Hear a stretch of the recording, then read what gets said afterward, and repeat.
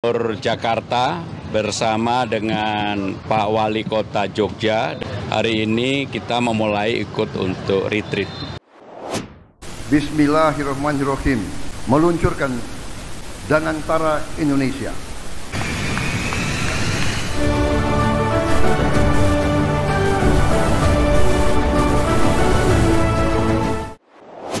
Sejak kapan boleh ketua umum partai politik ikut mengendalikan kekuasaan? Nggak pernah, Mas. It's not in the constitution, it's not in the undang-undang, nggak ada, Mas. Dengan segala hormat, saya ini sering disebut sebagai pengamat yang dekat dengan PDI Perjuangan. Tapi menurut saya, instruksi kali ini tidak tepat. Yang saya hormati dan saya muliakan Presiden ke-7 Republik Indonesia, Bapak Insinyur Joko Widodo, Profesor Dr. Susilo Bambang Yudhoyono, Dr. Ma'ruf Amin, Dr. Muhammad Yusuf Kalla, Bapak Profesor Dr. Budiono. Gubernur Jakarta bersama dengan Pak Wali Kota Jogja dan juga ada 17 lainnya yang bersama-sama dengan kami. Hari ini kita memulai ikut untuk retreat.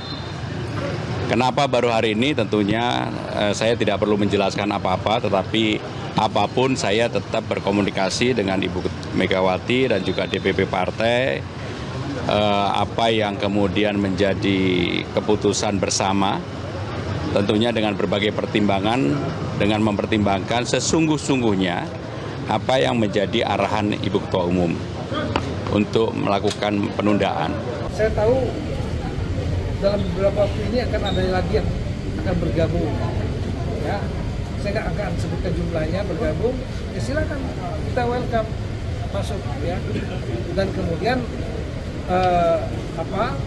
kalau ada yang nggak bergabung nanti memang ada rencana kita untuk orientasi bagi yang tak dulu ya, yang daerah yang belum dilantik. Karena apa? Karena ada sengketa di MK dan ada yang pilkada ulang.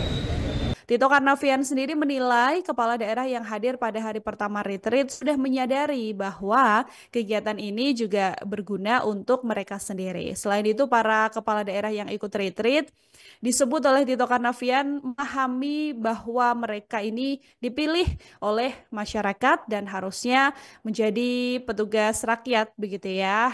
Karena partai ini hanya kendaraan, sehingga ketika sudah dilantik menjadi kepala daerah, harusnya tunduknya adalah kepada rakyat ataupun kepada pemerintah pusat, bukan kepada partai politik, seperti itu. Jadinya sudah sepakat untuk gabung semua ya Mas ya? Rencananya Bu? Kurang dikit doang Bu, dikit doang Bu. Pagi ini ya Bu ya tapi ya Bu. Tapi berarti mana Cak Ipin? Bukan ini. Salah orang kali. Berapa teman-teman PDI yang bergabung Mas? Bergabung Mas. Jadinya sudah sepakat untuk gabung semua ya Mas ya? Pagi ini? Pagi ini Bu. Pagi ini kesini Bu. Ya. Nah nanti naiknya dari mana Bu? Jalannya ada berapa orang Bu rencananya Bu? Kurang dikit doang Bu, dikit doang Bu. Pagi ini ya Bu ya tapi ya Bu. Tapi hari ini ya Bu teman-temannya Bu katanya Bu. Iya sudah bergabung hari semuanya. Ini ya Bu. Bu. Hari ini jam berapa Bu teman-temannya Bu rencananya Bu datang? Sudah pada datang semua. Sudah oh ada yang belum datang katanya infonya tadi dari pos apel juga Bu. Siang ya Mas Prabu. jam 12 infonya. Jam 12 katanya ya Bu. Artinya sore nanti mudah-mudahan PDI. Berapa sih Pak? Udah. Tapi hari ini apa teman-temannya Pak? Ya. Hari Apa? ini teman-temannya Pak datang. Apanya itu? Teman-temannya datang hari ini rencananya. Udah. Pak, ntar kan mau foto bareng. Udah, iya nanti. Mas. Kita lihat aja. Ya. Tadi koordinasi ada telepon dengan kader yang lain Mas? Enggak ada. Aku nggak statement dulu ya. Iya. Kasih. Lewat mana atau enggak Mas? Kasih. Bilangin Bapak. Bismillahirrahmanirrahim. Meluncurkan Danantara Indonesia.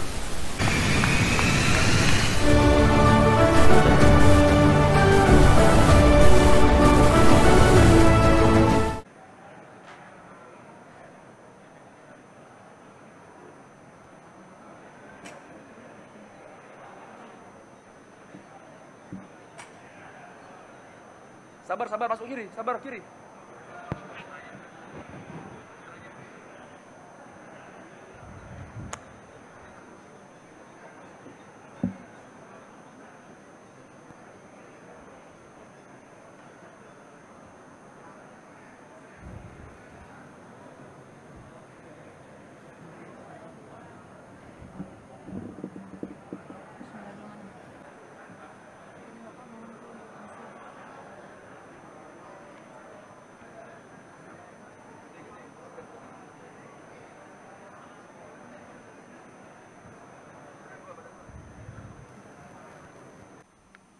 Bismillahirrahmanirrahim. Assalamualaikum warahmatullahi wabarakatuh. Selamat pagi, salam sejahtera bagi kita sekalian. Shalom, salve, Om Swastiastu, Namo Buddhaya, salam kebajikan. Yang saya hormati dan saya muliakan, Presiden ke-6 Republik Indonesia, Bapak Jenderal TNI Purnawirawan Profesor Dr. Susilo Bambang Yudhoyono. Yang saya hormati dan saya muliakan, Presiden ke-7 Republik Indonesia, Bapak Insinyur Joko Widodo. Wakil Presiden Republik Indonesia, Saudara Gibran Rakabuming Raka. Yang saya hormati dan saya muliakan, Wakil Presiden Republik Indonesia ke-13, Bapak Kiai Haji Profesor Dr. Ma'ruf Amin. Yang saya hormati dan saya muliakan, Wakil Presiden Republik Indonesia ke-10 dan ke-12, Bapak Dr. Muhammad Yusuf Kalla. Yang saya hormati, Wakil Presiden Republik Indonesia ke-11, Bapak Profesor Dr. Budiono. Ketua Majelis Permusyawaratan Rakyat Republik Indonesia, Saudara Ahmad Muzani beserta para Wakil Ketua MPR.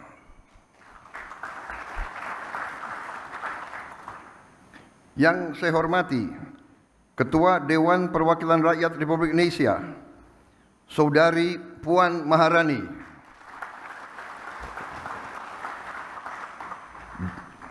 Dan para Wakil Ketua DPR RI yang hadir, serta para pimpinan dan anggota Dewan Perwakilan Rakyat Republik Indonesia Komisi 6 dan Komisi 11.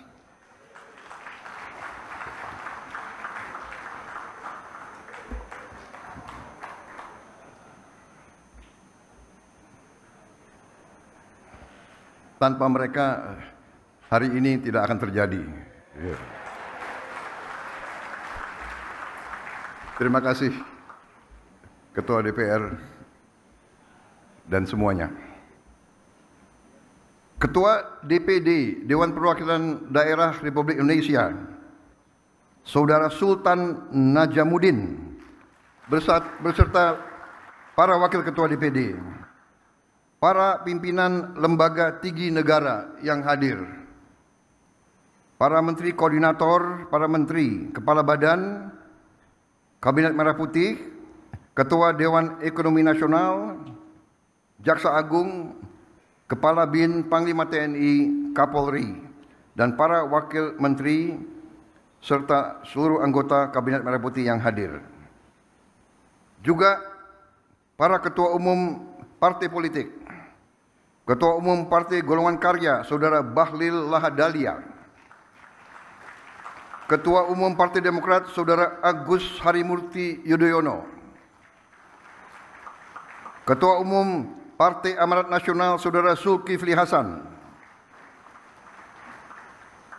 Ketua Umum Partai Kebangkitan Bangsa, Saudara Muhaimin Iskandar, Ketua Umum Partai Nasdem, Saudara Surya Paloh, berhalangan karena sedang berada di luar negeri. Presiden PKS, Saudara Ahmad Saiku, juga berada di luar kota. Ketua Umum Partai Gelora, Saudara Anies Mata. Ketua Umum Partai Persatuan Pembangunan, Saudara Mardiono. Ketua Umum Partai Gerindra, saya sendiri.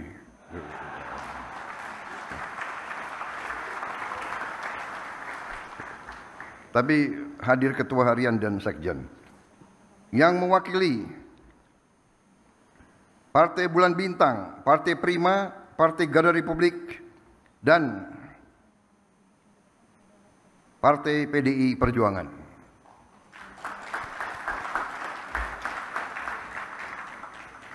Hadir juga di sini senior kita, tokoh ekonomi Indonesia, Bapak Profesor Dr. Emil Salim.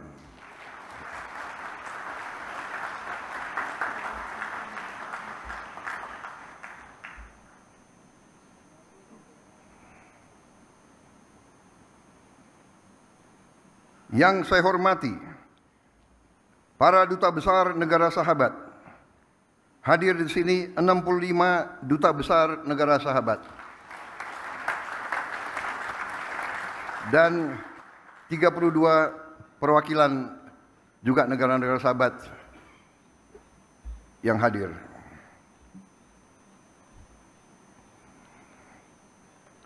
Saudara-saudara sekalian, para tamu yang saya hormati dan saudara-saudara sebangsa dan setanah air. Bulan Agustus ini, saya ulangi, saya juga hadir di sini. Maaf ini saya khilaf. Hadir di sini juga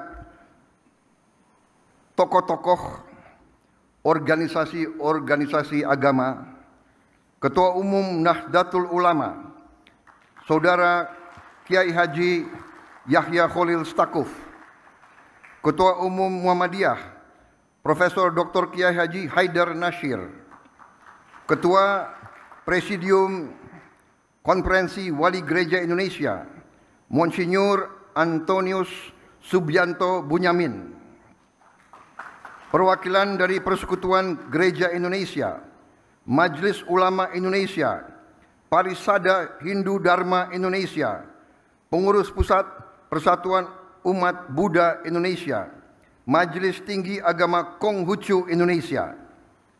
Hadir juga para ketua organisasi pengusaha. Hadir Ketua Umum Kadin beserta pengurusnya, Ketua Umum HIPMI beserta pengurus, Ketua Umum Apindo dan jajarannya, para pimpinan Foreign Chambers and Business Council in Indonesia, from United States, People's Republic of China, Europe, Japan, Australia, Republic of Korea, and other friendly nations.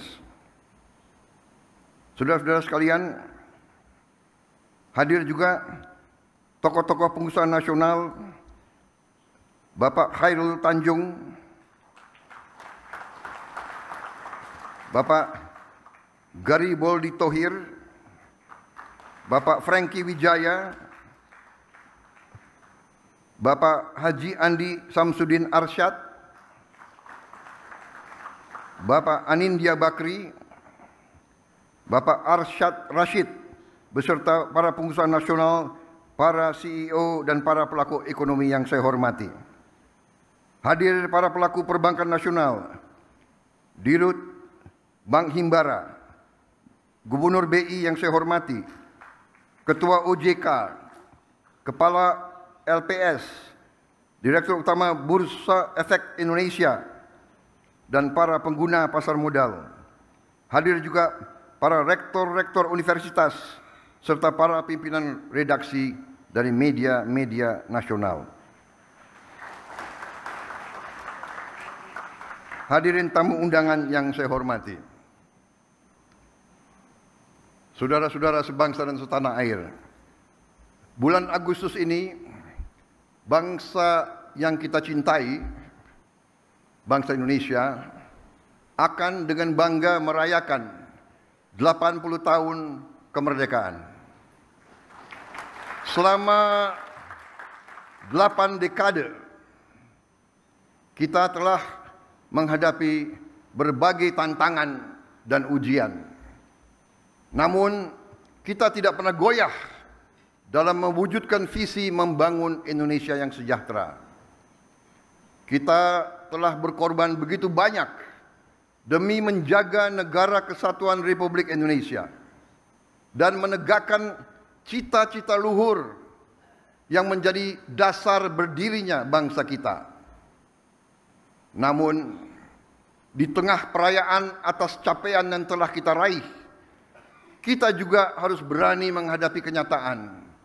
Kita harus bertanya kepada diri kita sendiri. Setelah 80 tahun merdeka, mengapa masih ada anak-anak kita yang kelaparan? Mengapa para petani dan nelayan kita masih berjuang untuk mendapatkan hasil yang layak dari kerja keras mereka? Mengapa setelah 8 dasawarsa masih ada desa dan kota yang belum tersentuh listrik?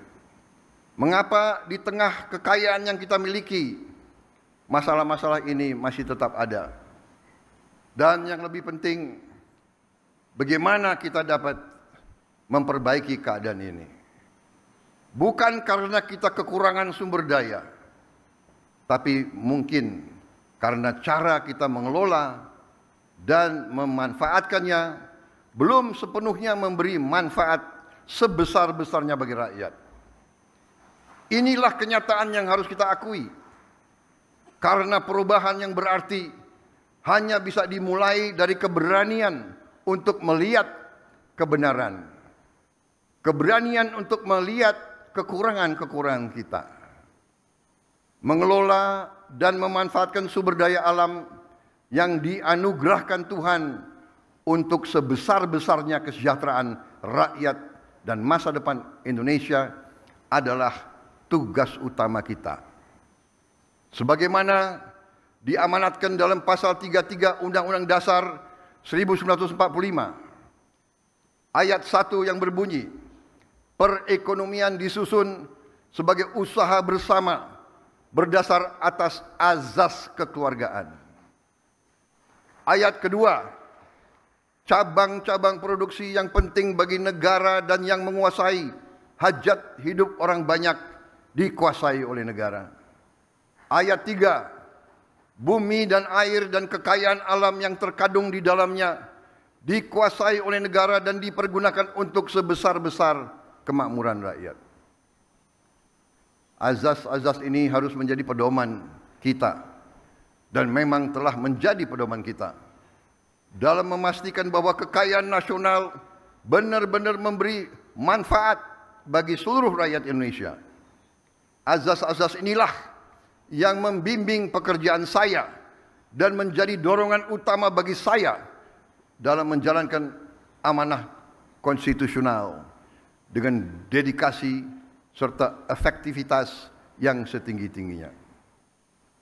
Mengatasi tantangan-tantangan ini memerlukan respons yang berani dan strategis.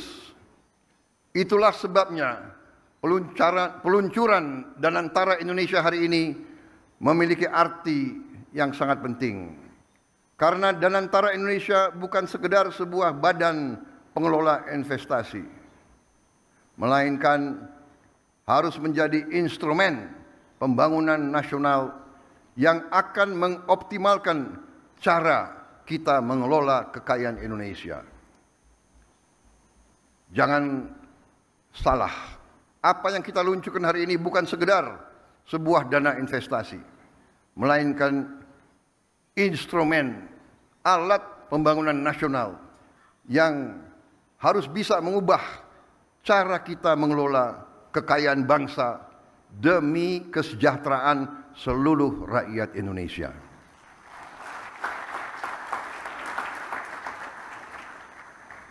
Kita telah membuktikan komitmen dalam mengelola kekayaan negara dengan disiplin keuangan yang ketat dan tata kelola yang bertanggung jawab.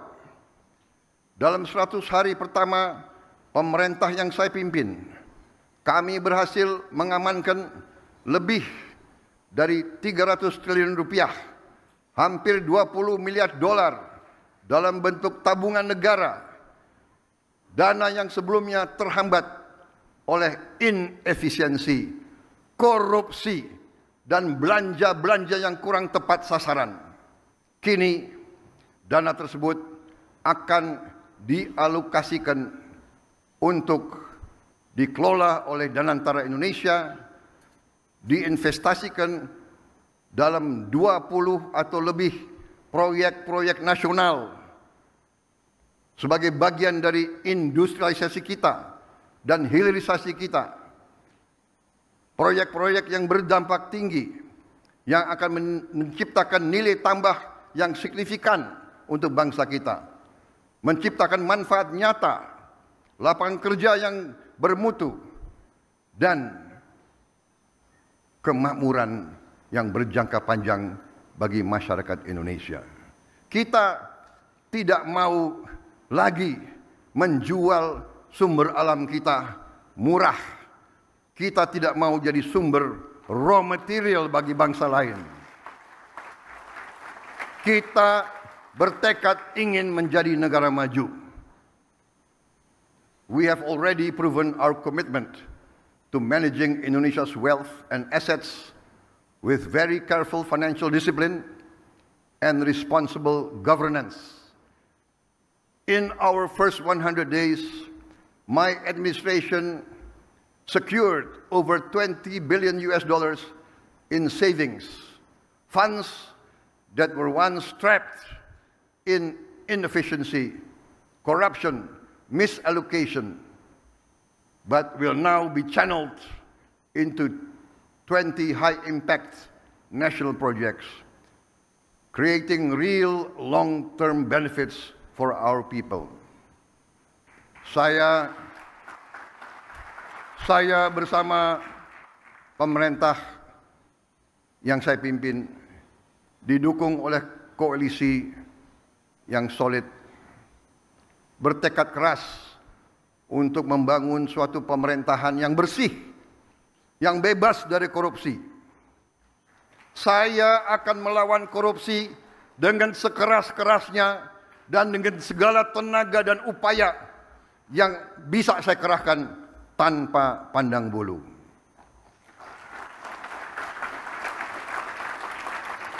Prinsip yang sama akan menjadi fondasi dalam pengelolaan Danantara Indonesia.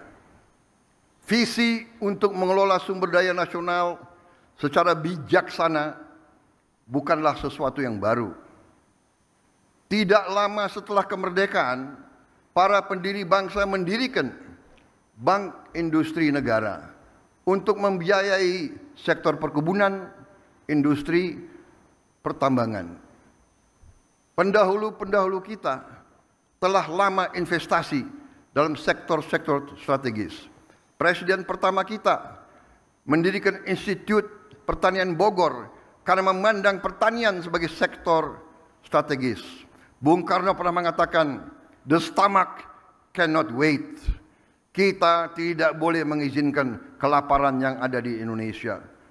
Presiden kita pertama pun yang membesarkan Institut Teknologi Bandung karena kita untuk merdeka, untuk sejahtera harus menguasai teknologi. Presiden kedua meneruskan pembangunan dan semua presiden-presiden kita membawa kita sampai kita sekarang hari ini bisa meluncurkan Danantara Indonesia. Presiden Habibie, Presiden Abdurrahman Wahid, Presiden Megawati, Presiden Susilo Bambang Yudhoyono, Presiden Susilo Bambang Yudhoyono dan Presiden Joko Widodo semua telah memberi peran dan memberi sumbangan yang sangat besar bagi bangsa Indonesia.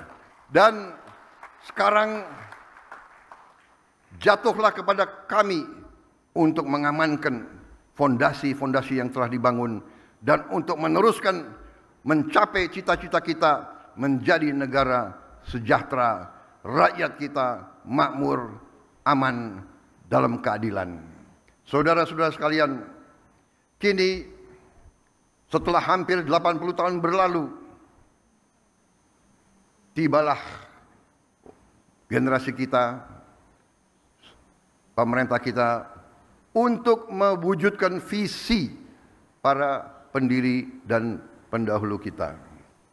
Kita harus memastikan bahwa kekayaan Indonesia benar-benar bermanfaat dan dirasakan manfaatnya untuk kepentingan rakyat dan bisa meningkatkan tingkat penghasilan rakyat Indonesia. Saya memahami bahwa banyak pertanyaan tentang Danantara Indonesia.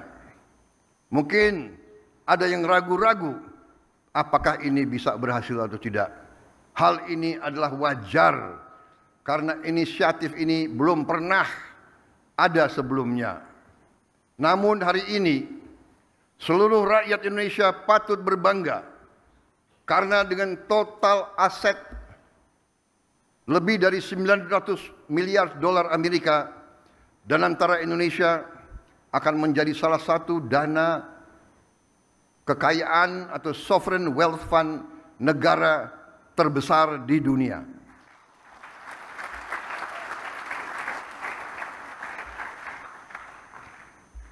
I know and I realize that there are many questions about Danantara Indonesia. This can be expected because this is a new initiative, unprecedented in our history. Today, all Indonesians can be proud to learn that with total assets of more than $900 billion under management, Danantara Indonesia will be one of the world's largest sovereign wealth fund. Danantara Indonesia adalah solusi strategis dan efisien dalam mengoptimalkan badan usaha milik negara. Kita tidak hanya akan menginvestasikan dividen BUMN ke industri-industri yang mendorong pertumbuhan jangka panjang, tapi juga akan mentransformasi BUMN kita menjadi pemimpin kelas dunia di sektor masing-masing. Perusahaan yang kompetitif, profesional, dan terintegrasi dalam ekonomi global. Kita ingin melihat lebih banyak BUMN Indonesia masuk dalam daftar Global Fortune 500. Membuktikan bahwa Indonesia bukan sekedar pengikut, tapi Indonesia juga dapat menjadi pelopor dan pemimpin dalam perekonomian dunia. Gelombang pertama investasi senilai 20 miliar dolar Amerika dalam kurang lebih 20 proyek strategis bernilai miliaran dolar akan difokus pada hilirisasi nikel, boksit, tembaga, pembangunan pusat data kecerdasan buatan, kilang minyak, pabrik petrokimia, produksi pangan dan protein, aquakultur, serta energi terbarukan. Inilah sektor-sektor yang akan menentukan masa depan kita, ketahanan kita, dan kemandirian bangsa kita. Pembentukan Danantara Indonesia menandai era baru bagi badan usaha milik negara, yang kita pandang bukan hanya sebagai entitas bisnis, tapi sebagai aset nasional yang akan menjadi agen pembangunan dan pertumbuhan. Fundamental bagi pertumbuhan ekonomi dan kesejahteraan rakyat. Oleh karena itu, BUMN harus beroperasi dengan standar yang tinggi, governance yang terbaik. BUMN harus mengedepankan inovasi, gagasan besar, transparansi, kemajuan teknologi, sekaligus menjaga disiplin, kehati-hatian, serta komitmen terhadap tata kelola yang baik dan pengelolaan yang bertanggung jawab. Kolaborasi antara Danantara Indonesia, BUMN, dan mitra sektor swasta, dan UMKM serta koperasi akan menjadi kunci dalam memaksimalkan peran mereka dalam pembangunan nasional. Namun, ikhtiar kita terhadap Danantara Indonesia tidak berhenti di dalam negeri saja. Danantara Indonesia juga akan menjadi agen bagi peran global Indonesia yang semakin kuat. Melalui inisiatif ini kita akan menjalin kemitraan strategis dalam energi terbarukan, infrastruktur, pendidikan, dan menempatkan Indonesia sebagai pemain utama di tingkat global serta berkontribusi bagi kesejahteraan dan stabilitas regional dan dunia. Para tamu undangan yang saya hormati, para duta besar, para tokoh-tokoh bangsa yang hadir di sini, para pemimpin-pemimpin dari semua kalangan dan semua sektor. Dan antara Indonesia menyampaikan kepada dunia bahwa kita siap untuk bekerja sama. Indonesia sends a clear message to our friends and our partners worldwide. Indonesia is open for collaboration, open for business, open for investment, and open for shared prosperity. Dan antara Indonesia will allow us to expand our international cooperation. And I can only hope that our global partners will recognize Indonesia's potential, not just as an emerging economy, but as a force for regional stability and shared progress. Hari ini, saya bangga dengan bangsa saya. Saya bangga kepada semua pihak yang telah bekerja keras mewujudkan Danantara Indonesia, karena ini adalah tonggak sejarah dalam perjalanan Indonesia menuju kemandirian ekonomi, ketahanan dan kesejahteraan. Dengan daya Anagata Nusantara yang artinya adalah energi, kekuatan masa depan bagi Nusantara, kekuatan energi masa depan bagi Indonesia. Yang artinya adalah Danantara Indonesia adalah